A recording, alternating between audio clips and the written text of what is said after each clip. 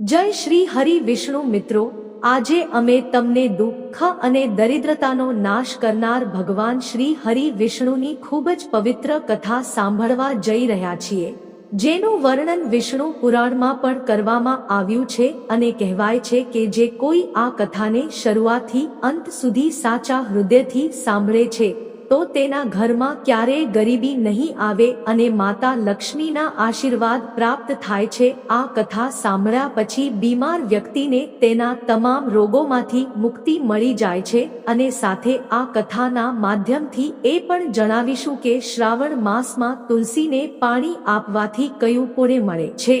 તો તમે બધાએ આ કથા આરંભથી અંત સુધી સાંભળવી જોઈએ અને જો કોઈ વ્યક્તિ આ કલ્યાણકારી કથા સાંભળે તો તેમની ભક્તિ ભગવાન વિષ્ણુમાં લક્ષ્મી પ્રત્યે છે। પ્રિય મિત્રો, જો તમે બધાને વિડીયો પસંદ આવે તો લાઈક અને કમેન્ટમાં જય માં લક્ષ્મી ચોક્કસ લખજો। ચાલો મિત્રો, આ પવિત્ર વાર્તા શરૂ કરીએ।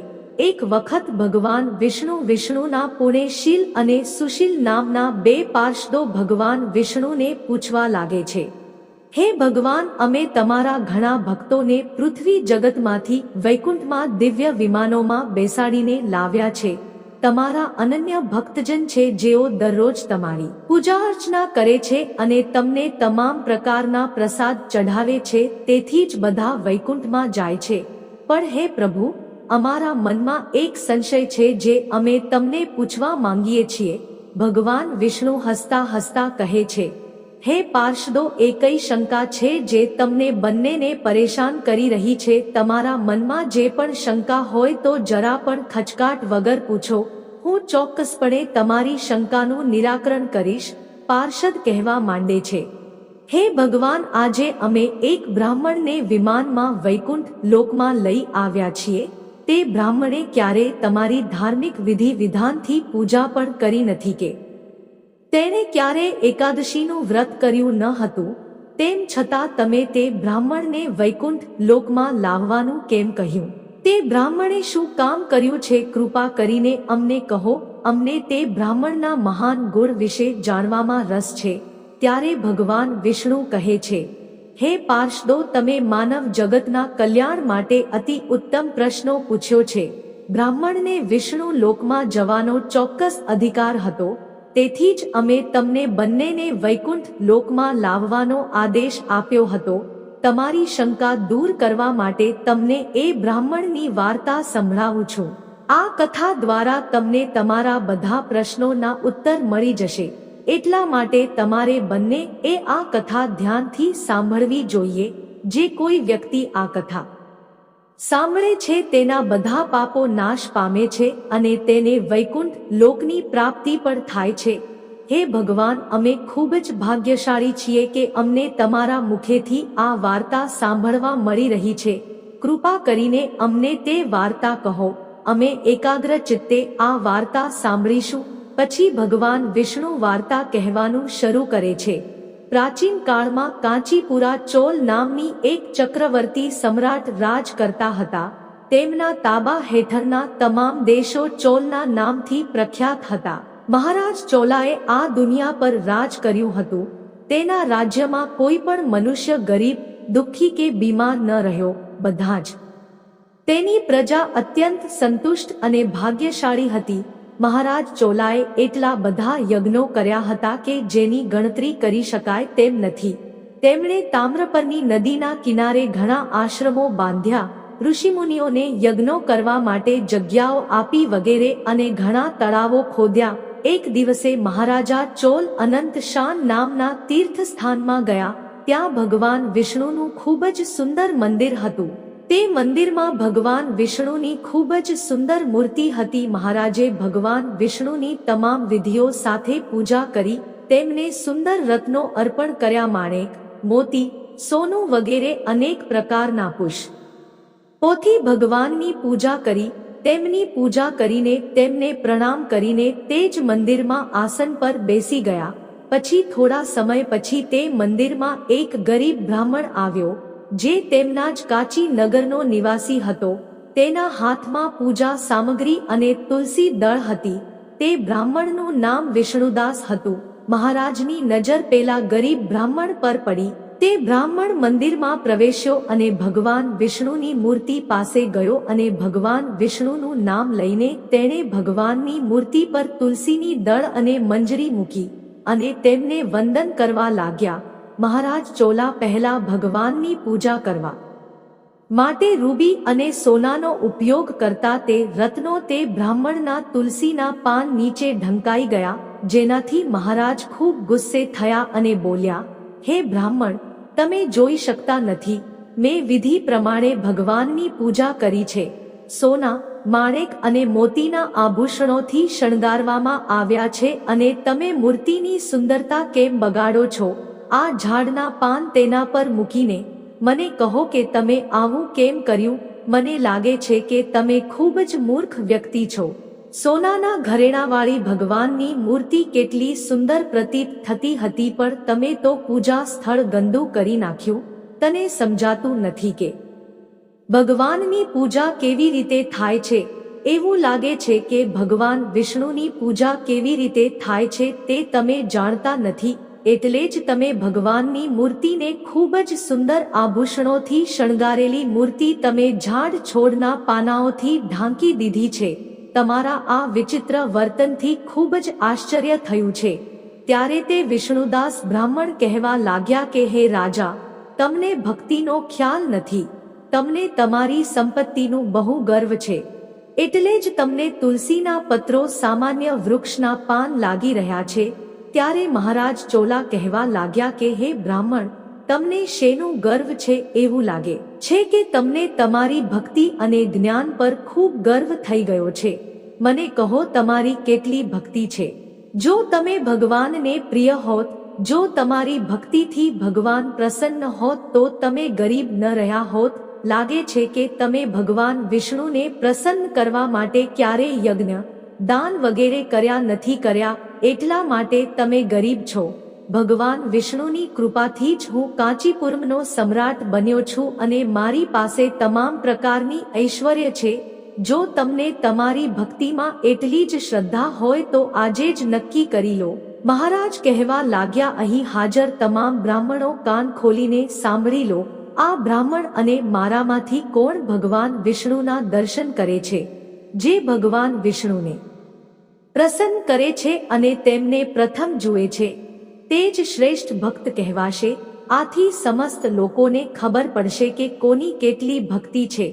પછી તે બ્રાહ્મણે મહારાજ ચોલાની શરત સ્વીકારી અને પોતાના ઘરે ગયા. ત્યારબાદ મહારાજ ચોલા પણ તેના રાજમહેલમાં ગયા. મહારાજ ચોલાએ મહર્ષિ મુદ્ગલને બોલાવીને વિધિપૂર્વક મોટો વૈષ્ણવ યજ્ઞ કરવાનો નિર્ણય લીધો.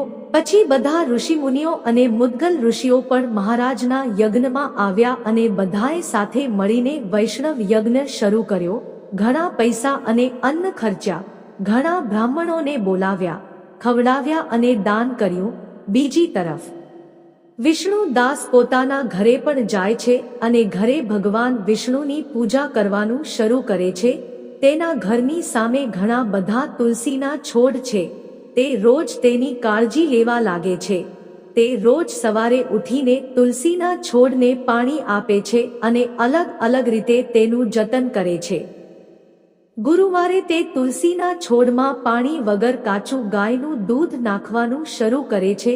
ઉઠતી વખતે, બેઠેલી અને જમતી વખતે તે ભગવાન વિષ્ણુનું નામ સ્મરણ કરવા લાગ્યો. તે દરવાજા પર આવતા તમામ પ્રાણીઓની અંદર ભગવાન વિષ્ણુને જુએ છે અને તેમની સેવા કરવા લાગ્યો. પેલી બાજુ મહારાજ ચોલાએ વૈષ્ણવ યજ્ઞ, દાન, ધર્મ વગેરે દ્વારા ભગવાન વિષ્ણુની પૂજા કરવાનું શરૂ કર્યું. વિષ્ણુદાસે પોતાના ઘરે તુલસીના છોડને જળ ચડાવીને ભગવાન વિષ્ણુની પૂજા શરૂ કરી. તેમના નામનું સ્મરણ કર્યું. થોડો સમય વીતી ગયો. એક દિવસ તેમના રોજિંદા કામમાંથી નિવૃત્ત થયા પછી વિષ્ણુદાસે ભોજન તૈયાર કર્યું અને તુલસીને જળ અર્પણ કરવા ગયા. પછી જ્યારે તેઓ ઘરની અંદર આવ્યા ત્યારે તેમણે જોયું કે કોઈએ તેમનો ખોરાક ચોરી લીધો છે. વિષ્ણુદાસે જોયું કે ઘરની અંદરથી ખોરાક ગાયબ હતો. પછી તેણે ફરીથી ભોજન બનાવ્યું નહીં, કારણ કે તેમની પાસે સાંજની પૂજા માટે સમય પૂરો થઈ રહ્યો હતો, જેના કારણે તેમની દિનચર્યા મર્યાદિત હતી. આ નિયમ તોડવામાં આવશે. તેથી જ તેઓ ભૂખ્યા રહ્યા. પછી બીજા દિવસે તેઓએ ભોજન બનાવ્યું. ઘરની અંદર તુલસીના પાન મૂકી તુલસીને પાણી આપવા ગયા. વિષ્ણુદાસ ઘરની અંદર આવ્યા ત્યારે ફરી કોઈએ તેમનો ખોરાક ચોર્યો. તેમણે જોયું કે આજે ફરી કોઈએ તેમનો ખોરાક ચોરી લીધો છે.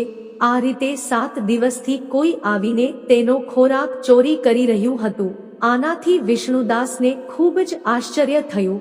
તે વિચારવા લાગ્યો કે આ કોણ છે જે રોજ આવે છે અને મારું ભોજન ચોરી લે છે? હું ત્યાગનું ક્ષેત્ર લઈને આ જંગલમાં રહું છું.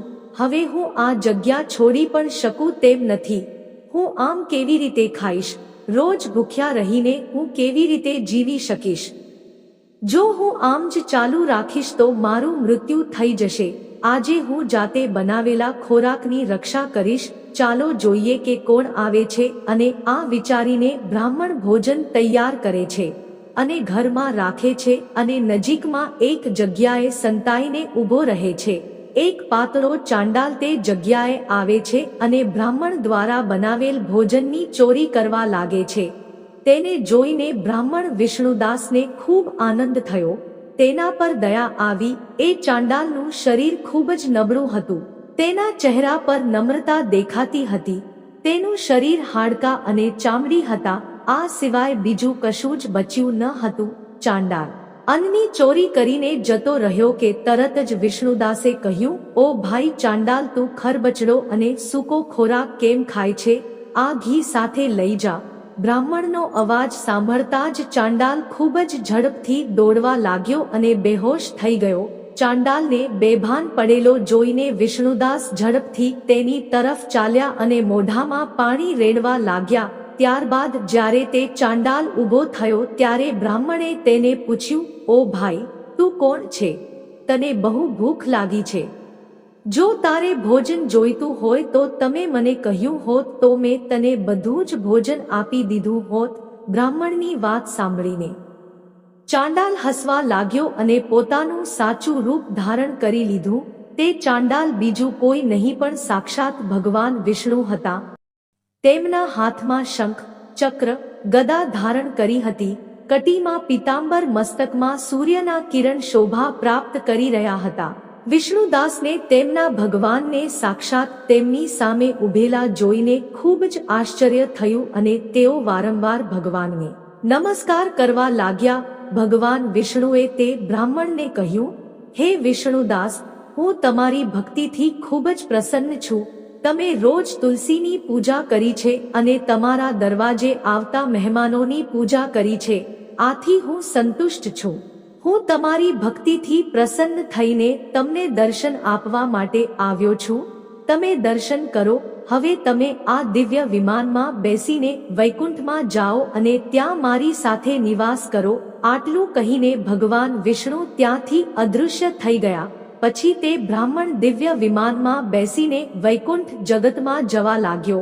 તે જ સમયે જ્યારે મહારાજ ચોલાએ જોયું કે વિમાનમાં એક દિવ્ય બેઠેલા વિષ્ણુદાસ બ્રાહ્મણ વૈકુંઠ લોકમાં જઈ રહ્યા છે, તેમને ખૂબ જ આશ્ચર્ય થયું. તેમણે તરત જ ઋષિ મુદ્ગલને બોલાવ્યા અને કહ્યું, હે મહર્ષિ, મેં તે બ્રાહ્મણ સાથે શરત કરી હતી કે ભગવાન વિષ્ણુ પહેલા કોને દર્શન આપશે. મેં આ વિશાળ વૈષ્ણવ યજ્ઞ કર્યો અને દાન, ધર્મ વગેરે કર્મકાંડો કર્યા છે, પણ તે બ્રાહ્મણ તો મારી પહેલા જ દૈવી વિમાનમાં વૈકુંઠ લોકમાં જઈ રહ્યો છે. મેં એવું શું કામ નથી કર્યું જેના કારણે ભગવાન વિષ્ણુ મારાથી પ્રસન્ન નથી થયા? મેં વિધિ વિધાન પૂર્વક ભગવાનનું પૂજન કર્યું છે તથા સમક્ષ બ્રાહ્મણોને દાન દક્ષિણ આપી છે, પરંતુ અત્યાર સુધી ભગવાન વિષ્ણુ મારા પર પ્રસન્ન નથી થયા. એટલા માટે મારા મનમાં પ્રશ્ન ઉદ્ભવે છે કે ભગવાન વિષ્ણુ કેવલ દાન ધર્મ યજ્ઞથી પ્રસન્ન નથી થતા. તે બ્રાહ્મણે મારા કરતા ચોક્કસ કંઈક વિશેષ કાર્ય કર્યું છે જેના કારણે તે ભગવાનના દર્શનનો અધિકારી બન્યો છે. આટલું કહીને મહારાજ અતિશય દુઃખી થયા અને પ્રાણ ત્યાગ કરવાનો નિર્ણય કર્યો. તેમણે પોતાની ગાદી છોડી દીધી. તેમને કોઈ સંતાન ન હતી. તેમણે જીવનભર બ્રહ્મચર્યનું વ્રત પાળ્યું હતું. તેથી તેણે પોતાના ભત્રીજાને સિંહાસન પર બેસાડ્યો અને પછી તે યજ્ઞ અગ્નિ પાસે ગયો અને તેમાં કૂદી પડવા લાગ્યો. ત્યારે દેવર્ષિ નારદ તે જગ્યાએ પ્રગટ થયા અને મહારાજને રોક્યા. મહારાજે કહ્યું, દેવર્ષિ, હે મુનિવર, આજે મને રોકશો નહીં. મારો જન્મ નિષ્ફળ ગયો છે. મારા બધા યજ્ઞો અને મારી પૂજા પણ નિષ્ફળ ગઈ છે. મેં આખી જિંદગી ભગવાન વિષ્ણુની પૂજા કરી અને યજ્ઞ વગેરે કર્યા, પણ ભગવાન વિષ્ણુ તે બ્રાહ્મણ પર પ્રસન્ન થયા. મારા પ્રભુને પ્રસન્ન ન કરી શકવા બદલ મને શરમ આવે છે.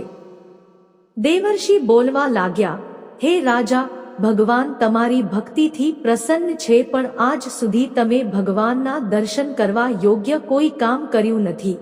ત્યારે મહારાજ ચોલા કહે છે, હે દેવર્ષિ, તમે મને કહો કે એવું કયું કામ છે જેનાથી ભગવાન વિષ્ણુ પ્રસન્ન થઈને દર્શન આપે છે? મારી પૂજામાં શું કમી છે? મેં ભગવાનને વિવિધ પ્રકારના માણેક અને સોનાના આભૂષણો અર્પણ કર્યા છે. મેં યજ્ઞો કર્યા છે. મેં દાન અને ધર્મ પણ કર્યા છે. આ સિવાય કયું કામ બાકી છે જે મેં કર્યું નથી? કૃપા કરીને મને કહો. પછી દેવર્ષિ કહે છે કે, હે રાજા, તમે ભગવાન વિષ્ણુની પૂજામાં માત્ર એક વસ્તુનો ઉપયોગ કર્યો નથી. તે જ કારણથી ભગવાન વિષ્ણુ તમને દર્શન નથી આપી રહ્યા. તમે તુલસીના પાનનો ઉપયોગ કર્યો નથી. જ્યારે તે બ્રાહ્મણ ભગવાન વિષ્ણુને તુલસીના પાન અર્પણ કર્યા ત્યારે તમે તુલસીના પાનને સાધારણ ઝાડનું પાન કહીને તેનું અપમાન કર્યું, અને ભગવાન વિષ્ણુને તુલસીના પાન સૌથી વધુ પ્રિય છે. તમારું સોનું, આભૂષણો, માણેક, મોતી વગેરે, સંપત્તિ અને દાન, તુલસીના પત્રો આગળ બધું જ નજીવું છે. જો તમે ભગવાન વિષ્ણુને પ્રસન્ન કરવા માંગતા હોવ અને તેમના દર્શન કરવા માંગતા હો તો તમે ભગવાન વિષ્ણુને તુલસીના પાન અર્પણ કરો. ભગવાન વિષ્ણુ તુલસીના પાન વિના કોઈ પણ પ્રકારનો પ્રસાદ સ્વીકારતા નથી. તે બ્રાહ્મણે દરરોજ તુલસીના છોડની સેવા કરી હતી અને દરરોજ ભગવાન વિષ્ણુને તુલસીના પાન અર્પણ કરીને ભોગ લગાવ્યો હતો. એટલે જ તેણે ભગવાન વિષ્ણુના સાક્ષાત દર્શન થયા છે. તેથી જ હે રાજન, તમે પણ તુલસીના બગીચાનું નિર્માણ કરો. તમારે તુલસીનો છોડ વાવવો જોઈએ. તુલસીના છોડની સંભાળ રાખો અને ભગવાન વિષ્ણુને તુલસીના પાન અર્પણ કરો. દેવર્ષિની વાત સાંભળીને મહારાજ પસ્તાવા લાગ્યા. તેમને પોતાની ભૂલ સમજાઈ અને પછી તેમણે રાજ મહેલની નજીક સુંદર સુંદર તુલસીના છોડ રોપ્યા અને દરરોજ તુલસીને પાણી આપવાનું શરૂ કર્યું અને ભગવાન વિષ્ણુને તુલસીના પાન અર્પણ તરીકે ચઢાવવાનું શરૂ કર્યું, જેના કારણે તેમના તમામ દોષો દૂર થઈ ગયા. અને પછી એક દિવસ ભગવાન વિષ્ણુએ સાક્ષાત મહારાજ ચોલને દર્શન આપ્યા, અંગત રીતે પ્રગટ થયા અને કહ્યું કે, હે વત્સ, હું તમારી ભક્તિથી અત્યંત પ્રસન્ન છું. તમારા દ્વારા અર્પણ કરેલા ભોજનથી સંતુષ્ટ છું. તેથી જ હવે તમે આ દિવ્ય વિમાનમાં બેસીને વૈકુંઠ લોકમાં જાઓ અને મારી સાથે નિવાસ કરો.